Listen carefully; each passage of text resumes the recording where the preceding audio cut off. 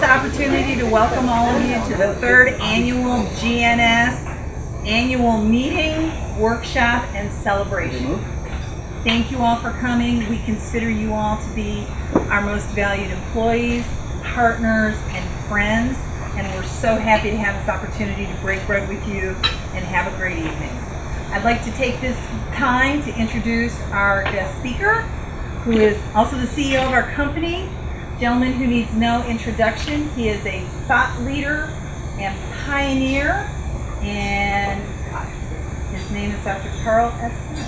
Thank you. All right, let that be the first of the applause, but not the last. As Randy said, we want to thank you.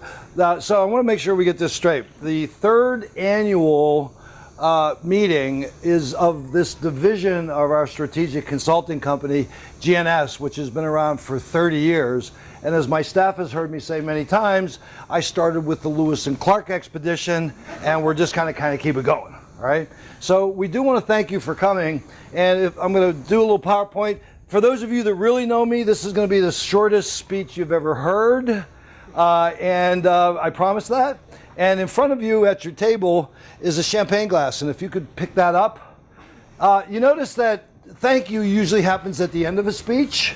You know, at the end of the speech, when the standing ovation occurs at the end of the speech and all of the applause and the amens at the end of the speech. Well, we're doing this in the beginning because, as Randy said, you are our valued partners. And we have been looking at a book that you may have seen around here, the dumbest title of a book I've ever seen, called Make Your Bed. And we've been studying this because my PhD is in management, as you know, and I've had the blessing to work with the best management consultants in the world. But this is the most profound management book I've ever read. And if you precede each chapter with, if you want to change the world, just listen to this. It's also on YouTube if you can't read.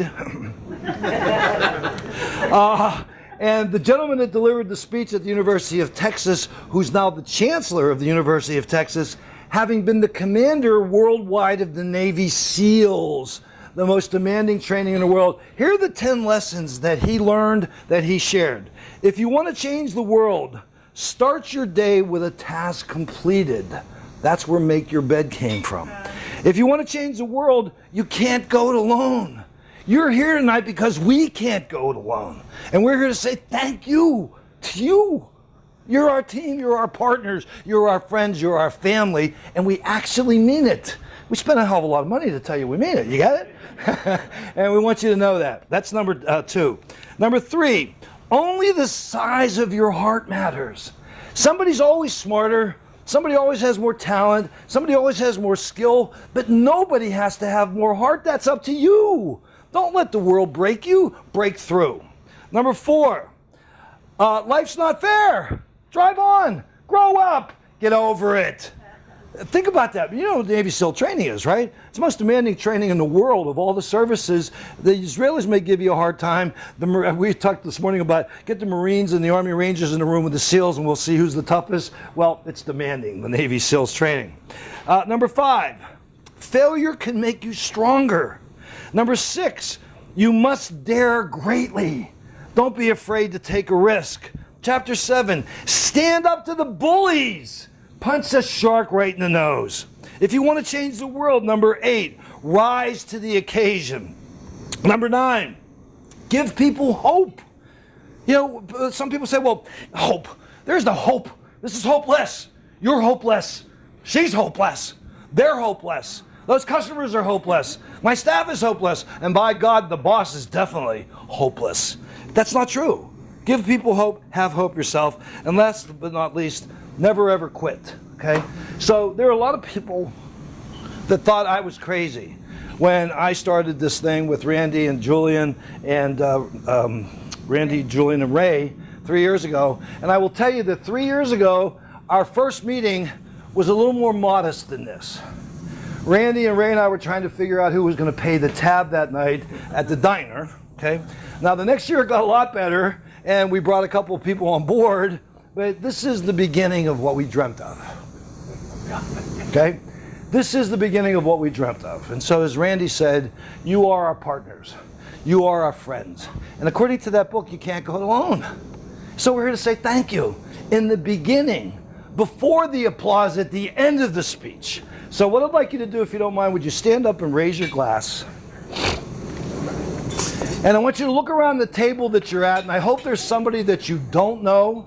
I hope there's somebody that you don't know.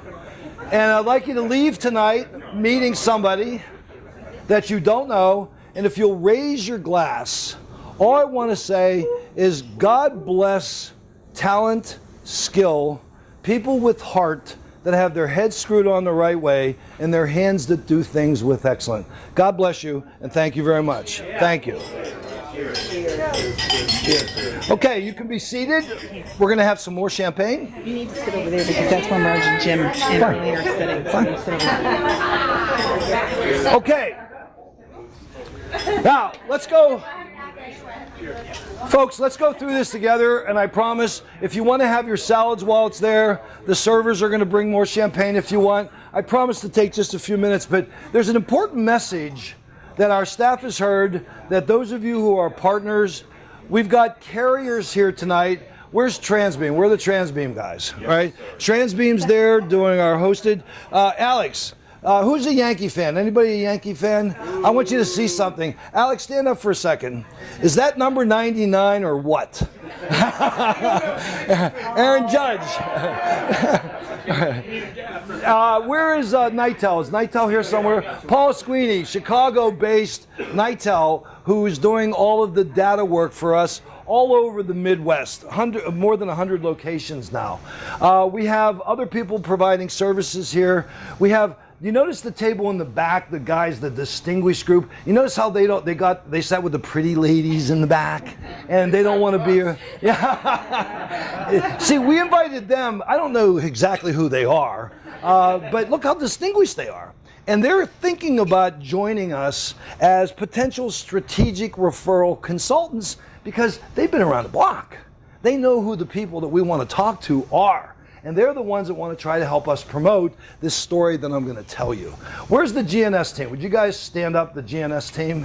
Look at this team. And this isn't even everybody. Is that a good-looking group of people, yes or no? Huh? Okay, I want them to stay standing because watch how our teamwork goes. Can I have an amen? Amen. Have a seat.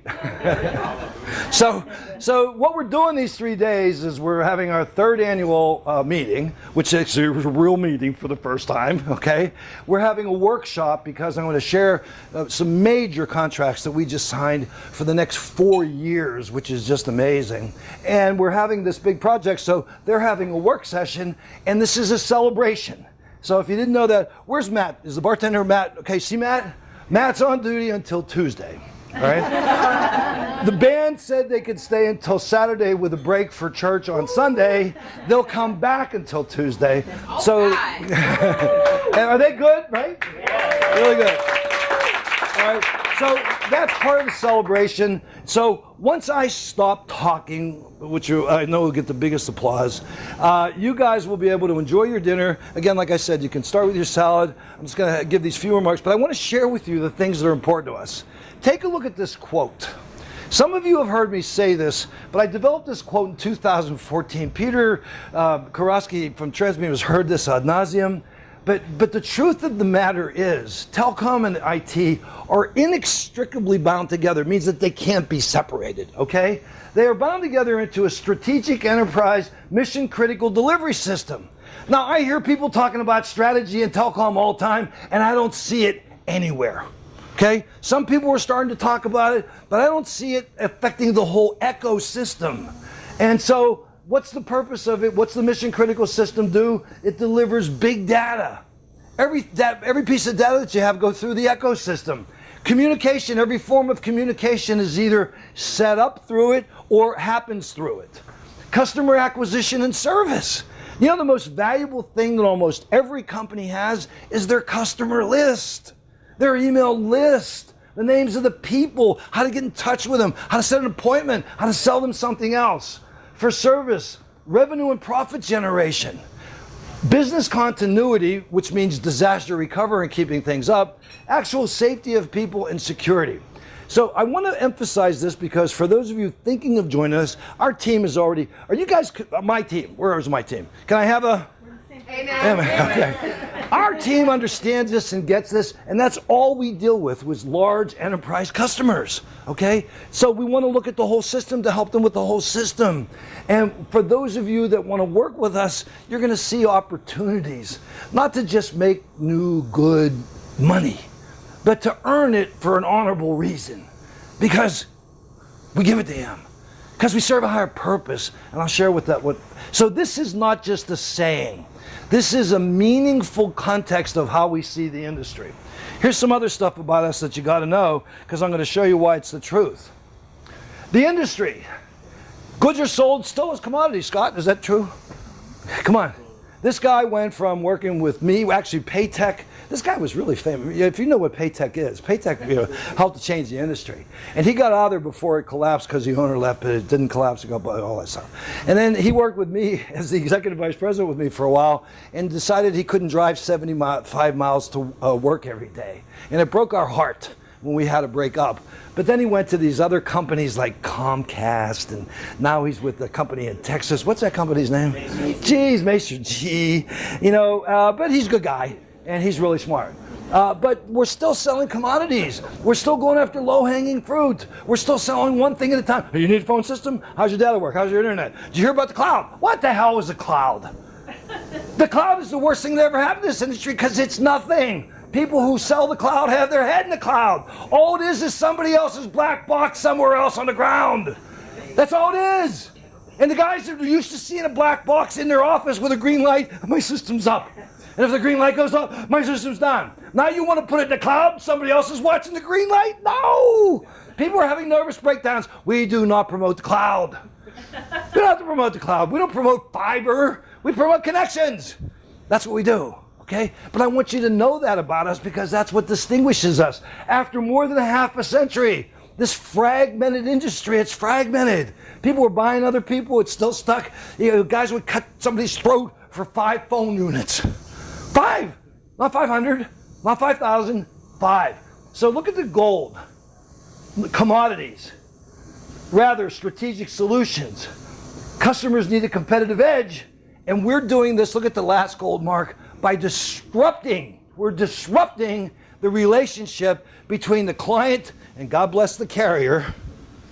God bless the carriers, because we want to create a different relationship where there's a level playing field, where everybody has a chance to make a profit, but do it the right way. And that's how you get to our clients if you're a provider or a carrier. And I have guys in the room that I love, from Comcast and Nitel and Transbeam. And there are other companies that we love too, but those are here tonight. All right, so what's next? Who are we? What do we do? Now, here's our vision. This is what we're telling to CFOs. We're a technical company, right? Here's what we're saying to them. Our goal is to enhance your competitive edge. We want to enhance your competitive edge by strategically optimizing your network, by recovering funds that you shouldn't have spent because your contract ran out and nobody told you. You know what carriers do? They have early termination fees. They're 100% of what's left over. And if you miss the early termination fee, they have month-to-month fees, so that if it ends, they take a $500 monthly bill and it turns to $4,000 or $5,000. Nobody at this table, right, Peter or Paul? Nobody ever did that here, but that's happened to a lot of people. So while we're strategically optimizing the network, we're recovering funds like that from other carriers not here. And we're also saving money in a way that I'll show you. But look at the gold. Here's what we're saying to CFOs of major companies. Our ultimate goal is to drive your top line and bottom line for sustainable growth. What CFO doesn't want to hear that? The next thing is, by the way, does this sound like an evangelical meeting? If it doesn't, it's supposed to, so I'll just keep going until you get it. Amen. That's pretty good. Back to thank you. Huh?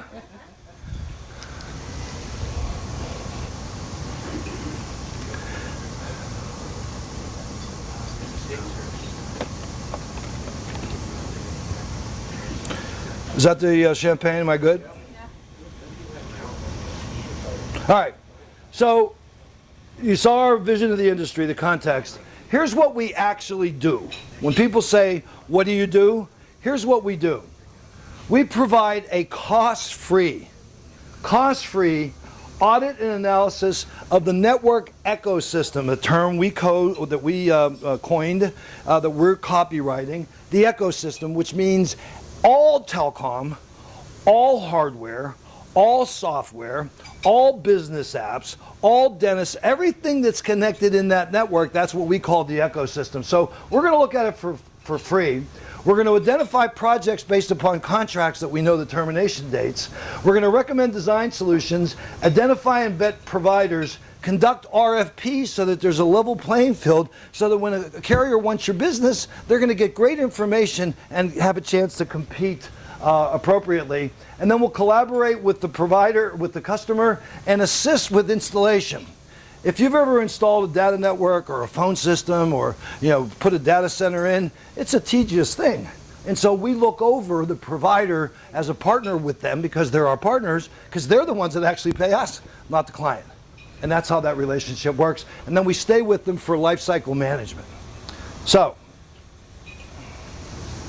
how do we do it? This is a very unique process that actually Scott and I created a long time ago. Number one, on the left, we only develop relationships with C-level executives, either the CEO or the CFO, because it's a strategic play. If you remember that first sign, the stop sign, the street sign that was on that first slide said strategy and finance, and it plugged into telecom.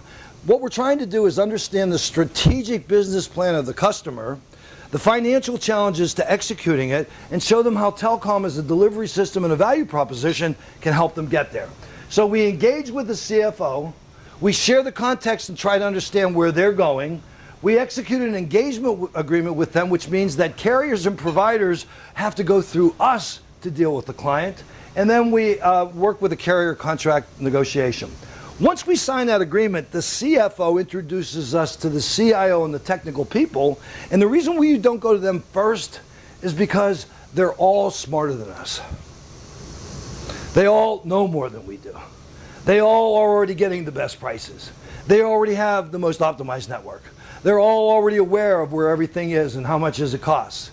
And Scott, before we did the audit, did you ever see that kind of audit before, where we showed people what they spent with whom, where, and everything? Not in that detail. No. It's amazing. Well, you should see the audit now. It's a patent pending audit that does all the finance and contracts and bills and invoices and matches them up, including all of the hardware assets and software assets, and what's the shelf life left of them, what's the value, so that the information we give to the CFO goes on the P&L and the balance sheet, and they can really see what they have, all for free. So the CFO comes to the CIO and says, hey, I just did you a favor.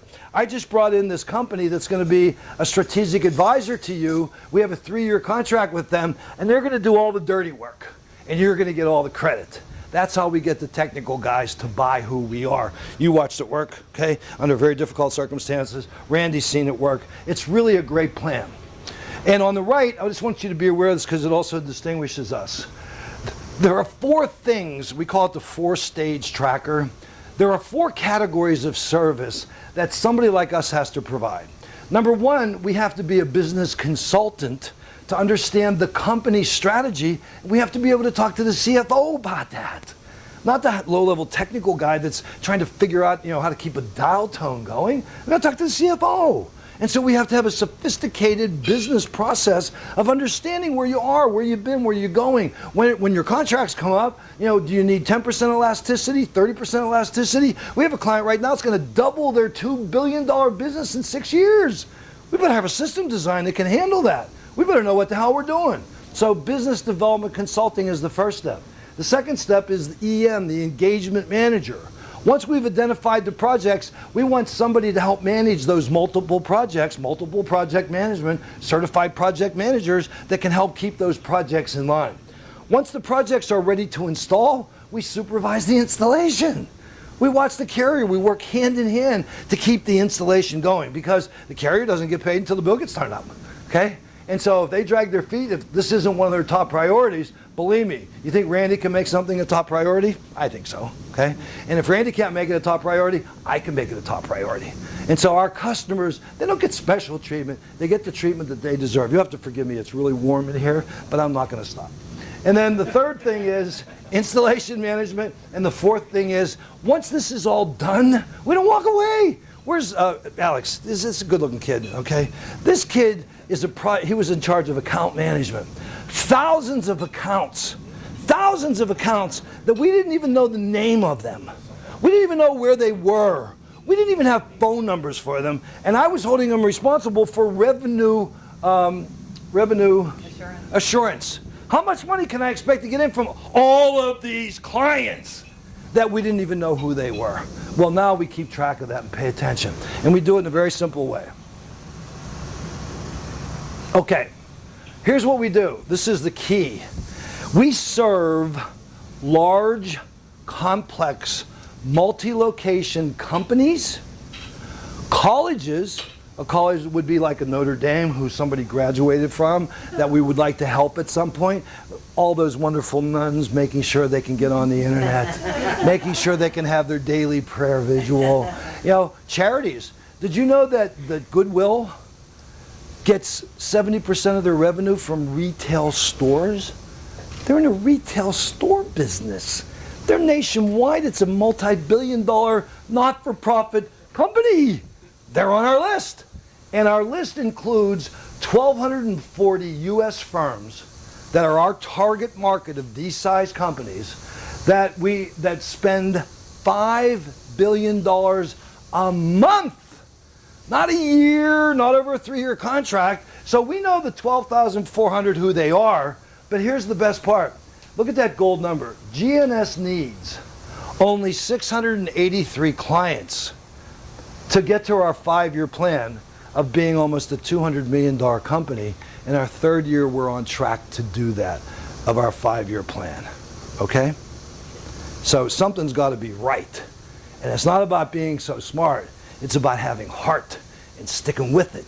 And the 200 that's next to the 683, those are the CFOs we already know. And I've been holding back the reins because I'm going to show you this case study that I didn't want to get ahead of ourselves until Scott and I, that 4-stage tracker, how many Sunday nights did we spend? Scott was dedicated to his family. That's why he shares our values. He couldn't drive up there all the time. I drove from Virginia 47 times that year, from 1 o'clock in the morning to meet with him and his sales team at 7:30 a.m. Did we miss a meeting?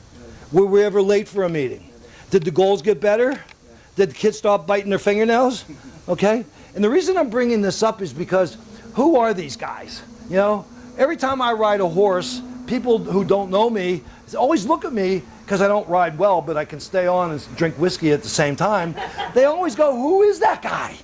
Well, who are these guys? Well, these are guys, if you take the 4 of us senior executives, we have over 100 years of expertise, not experience, expertise. And if you take the core team that's here, it's almost 250 years of experience. This isn't a bunch of kids. This isn't a startup out of nowhere. These are people that dedicated their lives to this and found a place where their dreams could actually come true. So when Scott and I were doing this thing on the Excel spreadsheet, I'm going to tell a couple stories here because this is really funny. When I first met Scott, and Carol Glosson, where's she? God bless her, okay? We worked together at another place that remains nameless. And I said to them as I came in, my client, I was a consultant first, and then he asked me to run his company for a while, CEO, turn it around, get it going again. 10 years earlier, I helped him. The growth went like this, and then it went furt, and then he wanted to take a next step. So I came in, I asked an innocent question. How many projects do we have? And what was your answer? Many. Carol, how many projects do we have? Don't know. What are they in? Don't know. Scott, you're the executive vice president, for God's sake. How many projects do we have? I asked this question 3 weeks in a row, and I was supposed to go home on a Thursday night. And my horse is in Virginia. I'm in Pelham, frickin' New York. And I was supposed to go home Thursday night. And I said to these guys, I'm not going on. You remember what we did? We stayed the next day, and I said, I don't care if you write it on toilet paper. You bring with you to the meeting tomorrow every single project we have. You remember that day? And I'm telling you, we had a pile of paper. And so what we finally said was, here's my next question. God bless us, somebody should have shot me. And I think a couple people actually thought of it, right? How many projects are there? And I think there was like 300. Because a project was a $50 sale to one client. A project was a $150 sale to one client. Do you see what our goal is? We only talk to clients that spend $500,000 a month. Not a one-time sale, 50 bucks. Carol, did you write any deals for 50 bucks? Absolutely many. How many? Many. Did you write any deals for one client one time for 150? Ray, what was the goal when we first started there? Well, 5,000 monthly spend. Yeah, but what was the goal prior to that? Was not. Less. Do business, make calls. We used to send people out to industrial parks. Go in the industrial park that has 3 floors or more, look at the elevator sign and call up, Lilly Cup Company and see if they need a phone system or their data system. I swear to God. So our goal went from, we don't know, to 1,500 actually, then 5,000, and then 20,000. And then when we finally left and decided to do our own thing, the magnificent goal was $50,000 companies that spent $50,000. It was unbelievable. And when we set this company up, our goal 2 years ago, or 3 years ago now, was to find companies that spend 100 grand. But here's what the problem was back then. We only represented four products. We only did data and voice and some voice things. Nobody did mobile really. Nobody did data centers really. Thank God cloud wasn't around. But now we represent the whole ecosystem, all 12 categories of service in a client network. It's $500,000 a month. And I'm going to show you a case study that proves it. We're down to almost eating steak, guys. I promise. Okay, so I want to give you a case study. So those of you guys, see that distinguished group in the back? They have this look in their eye I've seen so many times. This guy sounds like he's so full of shit. I've heard that and seen that look a couple times. But here's what we're actually doing based upon our experience of having sold tens of millions of dollars before. We have a perfect client right now. There were people in this room that I said we were going to concentrate and not go after low-hanging fruit. And when we were struggling for revenue and paying bills out of our own pocket, they thought we were crazy. Why would you stick with a customer like that? Because they were the perfect client. They found out that they were a $2 billion company. They didn't even know it because they had this group of companies that were cowboys and renegades and entrepreneurs, and nothing was centralized. And then when I met with the CFO, I'm asking him questions. How much revenue are you doing? CFO. His answer was, I can tell you what revenue we're doing individually, but they never consolidated their revenue. And they didn't have to because they were roundly successful. So why rock the boat? Why change things? And so they hired us to do their strategic planning, to start up a centralized IT department, which everybody in the room that knows this industry, every company $2 billion or bigger has a centralized IT department. Even the franchise companies, for the ones that they own, they have centralized IT and telecom departments. And so they're a $2 billion company. They're global. They're in 3 verticals. They do construction and materials. They do environmental work, and they do energy and refining. Think of how important that is to our infrastructure and how big this company is going to be. They have 3,000 employees with 1,000 customers. They have millions of users. So when I talk about to our team, Where's our team again? Just put your hands up. Okay, keep your hands up for a second. Would you look in their faces? These are good people, okay? These are people with heart. Okay, thanks. They care, and they actually take me seriously. That we care about our customers, users, because here's what it is. Do you know that in Indiana there are interstate highways that make it the cross section of the United States? They consider themselves the intersection of America. They truly do. And so most of their 100 or so, 190 locations are around the Indiana area. Then they go to, Illinois and Kentucky and Texas and throughout places around the world, but they're concentrated there. Every highway that they build, who goes across that highway? If you live there, it would be your wife and kids. If you live there, it might be an EMT. Carol, you still a volunteer fire department? Look, Carol is a volunteer fire department. You have to be brain damaged to do that. If you don't care about people, you have to be nuts, right? You have to be nuts. But that's what she does. They run out of the fire and they run in, exactly. She's on Long Island, and it works. It's amazing. The people on Long Island, the volunteer fire departments, are the best, as well-trained as any professional group you could find. Nobody from New York City Fire Department, right? Okay.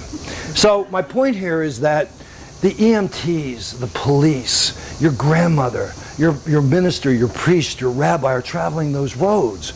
The wetlands that they're saving are on farmers' property. They're not just delivering gas and oil, God bless you. They're refining it so it has the right quality, so that they can deliver something really good. So my point to them is that we're not in technology, we're in grandma's car. We're on the highway with her. We're with the EMTs with her. That's our higher purpose. And I expect them to believe that. So they're either really good liars, which they aren't, or their heart's actually in that, which it is. Okay, so what's the client do? Now here's the proof in the pudding. The millions of users they have, their goal, because we deal with a CFO, I know stuff that other people in that company don't know. They have a goal of doubling their $2 billion business in 6 years, when their average growth has been 7 to 10%. They better get their act together. Now they grow organically and through M&A, and they've got a lot of targeted M&A, which is really good. So they can grow pretty quickly, but if you do M&A and you don't do it right, you're asking for bigger problems than the lack of growth will ever cause you. So M&A, organic growth. Now here's what the projects are. We just signed within the last 30 days 4 contracts for 4 years. We are contracted with them until 12/31/21. So that all of their telecom products, all 14 of them in their ecosystem, have to come through us for the next 4 years. And during that period of time, their contracts are going to renew twice, because they have contracts renewing next year, and then there will be another 3-year cycle before the 4-year ends. That means they're going to renew with us one more time. So that means for the next 6 or 7 years, we're going to be working with them for a higher purpose, making a hell of a lot of money, which is a secondary thing for us. They contracted us for strategic planning. Our current contract ends at the end of 2018 for their first 3 years for a startup. They just re-engaged us through 2021 to make sure that they keep their startup going. The stewardship project, where's Lane? Where is he? Where is he? Lane, okay? I'll tell you, Scott, if we had this kid, and I say kid lovingly because he's a mature adult, really smart, pain in the ass, but a really good guy, and he's working, well, he would say the same thing about me, very loving. Very loving, right, Lane? True. Okay, my point is that everybody here knows what patent pending means, right? And so our audit tool collects the contract information, matches bills and invoices to that, collects all of the hardware and software, gives a value and a life cycle to that, so that we can tell all of our customers now everything they're spending, with whom, where, and how much, and when their contracts renew, so that it doesn't renew automatically. Because if it does an automatic renewal, the price is built in, and the early termination fee is generally 100%.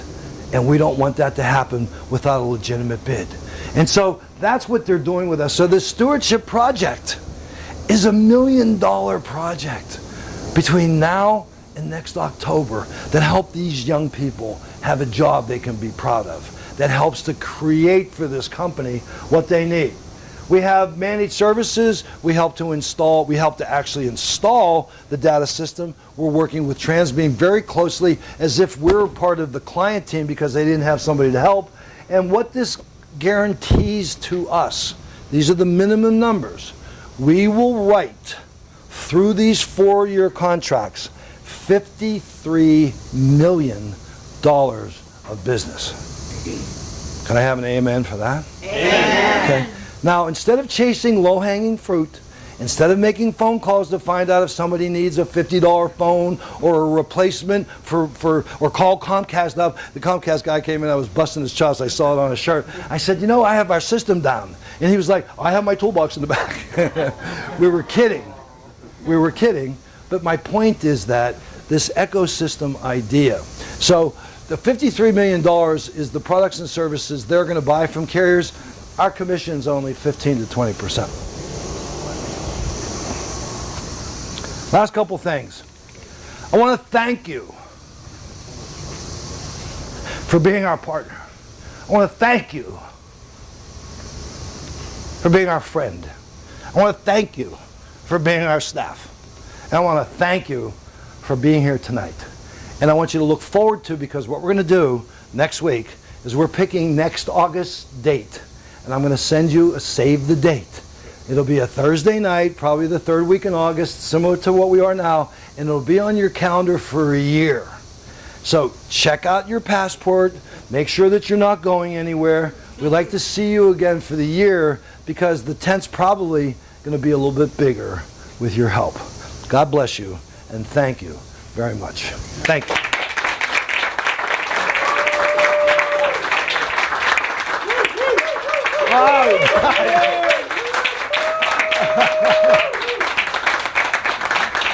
Did you notice it was the carriers that stood up first?